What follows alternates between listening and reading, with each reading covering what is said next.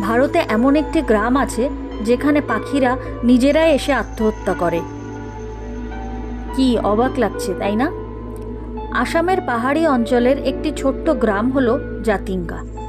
হ্যাফলং থেকে প্রায় 9 কিলোমিটার দূরে অবস্থিত একটি রহস্যময় গ্রাম। এই জায়গাটি valley of death for birds নামেও পরিচিত। আনুমানিক 1905 সালের দিকে এখানে মানুষ বসবাস শুরু করে। তারা এক অদ্ভুত জিনিস লক্ষ্য করে। বর্ষার শেষের দিকে, ওই মোটামুটি সেপ্টেম্বর থেকে নভেম্বরের দিকে, গভীর কুয়াশাচ্ছন্ন রাতে হাজার হাজার পাখি উড়ে এসে বাড়ির দেওয়াল বা গাছে ধাক্কা খেয়ে মাটিতে পড়ে যায়।